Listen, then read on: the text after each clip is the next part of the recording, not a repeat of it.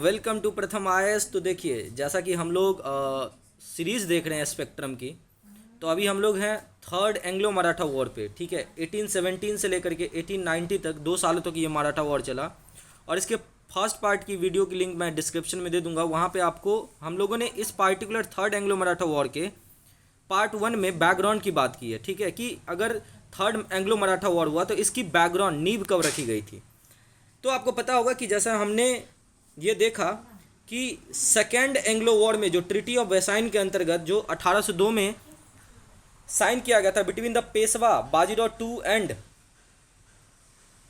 अंग्रेज के बीच, तो वहाँ पे कम्प्लीटली जो है ना, उसको जितने भी उस टाइम के लोकल रूलर थे इम्पोर्टेंट जैसे भोंसले, होलकर, सिंधिया, ये सब ने एक तरीके से कहा था कि पेशवा जो बाजीराव टू है वो एक तरीके से ब्रिटिश के गोद में जाकर के बैठ गए हैं, और वो जो है एक तरह का आप बोल सकते हैं चाबी दे दिया है इंडिया को अंग्रेज़ों के हाथों में, और उसे एक तरह से treaty of cipher that is Peshwa की तरह भी कंसिडर करने लगा। तो आगे बढ़ते हैं कि आखिर ये थर्ड जो एंग्लो मराठा वॉर है इसकी कोर्स ऑफ वॉर क्या है। तो आप जैसे आपको पता है कि पेशवा टू जो है ना अब फिर से स्टार्ट करता है, क्योंकि ब्रिटिश सब चीज़ों पे कंट्रोल करते करते स्ट्रेटेजिक लोकेशन पे अपना आधिपत्य जमा लिया, और उससे क्या हुआ कि पेशवा को ऐसे लगने लगा कि अरे हम तो एकदम बंद सा गए हैं।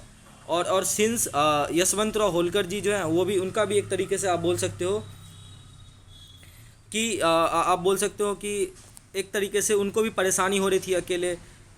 उनके भाई का मतलब जो है ना पेशवा ने ऑलरेडी मार दिया था। और जो पिंडरीज थे, ठीक है, पिंडरीज मतलब एक तरीके से आप बोल सकते हो मराठा एम्पायर के लिए जो रेवेन्यू वसूलने का काम करता था, वो पिंडरीज वो लोग भी सरेंडर कर चुके अंग्रेज से के सामने, और चितू जो खान थे वो भी चले गए थे।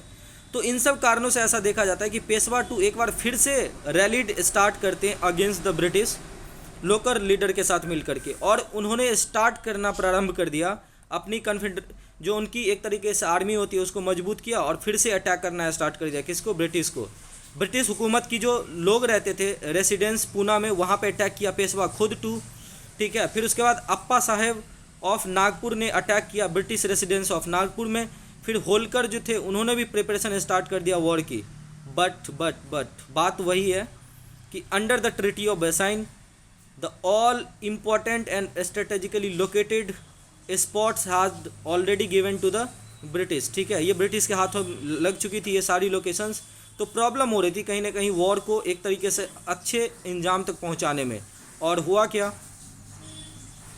कि जितनी भी पॉलिटिकल और एडमिनिस्ट्रेटिव कंडीशन थी वो एक तरीके से जो पेशवा टू फिर से स्टार्ट किए, इन सब में और लोकल लीडर में क्या होने लगा, एक कन्फ्यूज और इनएफिशिएंट सी जो है ना कंडीशन क्रिएट होने लगी। और उसी बीच जसवंतराव होलकर जी का निधन हो गया।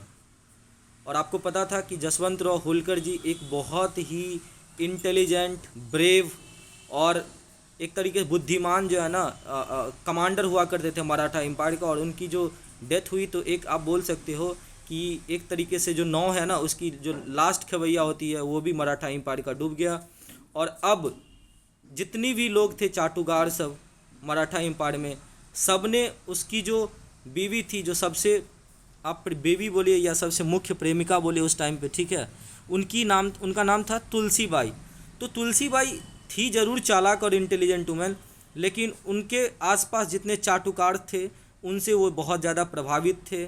ठीक है, जिसमें आमिर खान, बलराम सेठ करके जो मतलब ये एक तरीके से बोल सकते हैं पिंडरीज हुआ करते थे। ये सब जितने भी थे ना एकदम बेवकूफ़ और अनवर्दी, कोई वैल्यू नहीं इन लोगों की, ये लोग बस अय्यासी करने वाले लोग थे। तो जो तुलसीबाई थी इनकी बहुत क्लोजनेस था इन लोगों के साथ। तो हुआ क्या कि अल्टीमेटली अंग्रेज़ की जो सुजरेनिटी थी उसको यहाँ भी जो है ना बहुत हद तक पंख मिल गया उड़ने के लिए। और अंततः पुणे, जहाँ पे तुलसीबाई ने अपनी काम धंधा स्टार्ट किया हुआ था, पुणे भी अब ब्रिटिश हुकूमत के अंतर आ गया। और साथ ही साथ इधर देखा गया कि जो सिंधिया है ग्वालियर में हार गए, बहुत कमज़ोर होते गए, और भोंसले नागपुर में भी है, उनका हालत वही होता गया। और अंततः जो मराठा कन्फेडरेसी है उसको फिर से जो है ना ब्रिटिश के कंट्रोल के अंदर काम करना पड़ा। और रिजल्ट क्या हुआ? तो रिजल्ट हुआ कि पेशवा डिफीट हो गया। कहाँ पे? एक जगह है खिड़की, वहाँ पे पेशवा को हरा दिया गया। भोंसले डिफीट हो गया कहाँ पे, तो एक जगह है सीताबल्दी, वहाँ पे भोंसले को हरा दिया गया अंग्रेज के द्वारा। और होलकर भी डिफीट हो गया कहाँ पे, तो एक महिदपुर जगह है। और इन सब के रिजल्ट के कारण से कुछ ट्रीटीज साइन की गई, जैसे आपको मैं यहाँ पे बता रहा हूँ। जून 1817 में ट्रीटी ऑफ पूना साइन किया गया अंग्रेज और पेशवा के बीच में। ट्रीटी ऑफ ग्वालियर साइन किया गया आपको सिंधिया के साथ मिल करके नवंबर 1817 में। और लास्ट में जो है ट्रीटी ऑफ मंदसौर साइन किया गया जनवरी 1818 में, आपको होलकर के साथ अंग्रेजों ने साइन किया। और अल्टीमेटली जब इन तीनों ट्रीटी की साइन हो गई तो जून 1818 में पेशवा ने फाइनली सरेंडर कर दिया और मराठा जो कन्फेडरेसी थी उसको डिजॉल्व कर दिया अंग्रेजों ने। मतलब एक तरीके से मराठा कन्फेडरेसी, मराठा एम्पायर नाम का कोई चीज़ नहीं रहा, उसे तोड़ दिया गया और अंग्रेज उस पर क्या कर लिया, आपको एक तरीके से अधिकार कर लिया। सारी चीज़ों को अंग्रेज अपने हुकूमत के अंदर ले लिया। और आपको जो पेशवा सिर्फ हुआ करता था, जो राजा पेशवा हुआ करते थे, उसको समाप्त कर दिया गया। बाजीराव को बंधक बना करके जो है ब्रिटिश लेकर के कानपुर बिठूर चले गए, ठीक है। और फिर लास्ट में जो मराठा एम्पायर से एक बहुत इम्पॉर्टेंट रीजन सतारा हुआ करता था, वो अलग होना चाहता था। सतारा को एक अलग डिस्ट्रिक्ट बना दिया गया और इसके जो लीडर के रूप में जो है शिवाजी राव के एक तरीके से बोल सकते हैं उनके लिनिएज मतलब डिसेंडेंट में एक प्रताप सिंह करके रूलर हुआ करते थे, उन्हें राजा बना दिया गया, ठीक है। तो हम लोग देखें कि ये किस तरह से ब्रिटिश एंग्लो मराठा वॉर की, मराठा वॉर 1, वॉर 2 और वॉर 3 ने अंततः एक तरीके से ब्रिटेन को मजबूत ही किया, ब्रिटिश हुकूमत को मजबूत ही किया। तो उम्मीद करते हैं कि आपको सेशन अच्छा लगा होगा। तो प्लीज़ हमारे चैनल को सब्सक्राइब कीजिए और नीचे सारी वीडियोज़ की लिंक दी हुई है, आप वहाँ 1, 2, 3 वीडियोज़ देख सकते हैं, मतलब वॉर 1 की, वॉर 2 की, वॉर 3 की। और आप लोग जल्दी से जल्दी टेलीग्राम चैनल से जुड़ जाइए। तब तक के लिए हम लोग आप लोगों के लिए छोड़ के जाते हैं एक यहाँ पे MCQ। देखिए, where is the Gogra hot spring regions sometimes seen in the news. आपका ऑप्शंस हैं eastern Ladakh, western Ladakh, southern Ladakh, northern Ladakh. आप लोग पॉज करके इसे बनाइए कि गोगरा हॉट स्प्रिंग कहाँ पे जो है एक्चुअली लद्दाख के किस रीजन में है। प्लीज़ आप इसे पॉज कीजिए और ट्राई कीजिए, हम आपको 2 सेकंड बाद इसका एक्सप्लेनेशन दे रहे हैं। तो चलिए देखते हैं एक्सप्लेनेशन। देखिए एक्सप्लेनेशन क्या है कि सबसे पहले आपको यहाँ मैं मैप के थ्रू दिखाने वाला हूँ। ये आप देख रहे हैं हमारे नॉर्दर्न इंडिया का पुराना जम्मू एंड कश्मीर है, जो डिवाइड होकर के आफ्टर एब्रोगेशन ऑफ आर्टिकल 370 यहाँ पे 2 पार्ट में हो गया, एक लद्दाख और छोटा सा यहाँ आप देख रहे हैं जम्मू एंड कश्मीर। मोटा भाई ने कमाल कर दिया, बड़े वाले जम्मू एंड कश्मीर को लद्दाख बना दिया और जो छोटा वाला केवल जम्मू था उसको जम्मू एंड कश्मीर बना दिया। वाह वाह मोटा भाई सी। चलिए क्वेश्चन पे आते हैं, एक्सप्लेनेशन पे। आप साफ साफ देख रहे हैं लद्दाख भारत का सबसे बड़ा डिस्ट्रिक्ट है और आप देख रहे हैं कि लद्दाख में जो LAC है, जो चाइना, जिसको अक्साई चीन और लद्दाख के बीच में जो बाउंड्री है, जस्ट उसके बगल में आप देख रहे हैं यहाँ पे गोगरा हॉट स्प्रिंग है।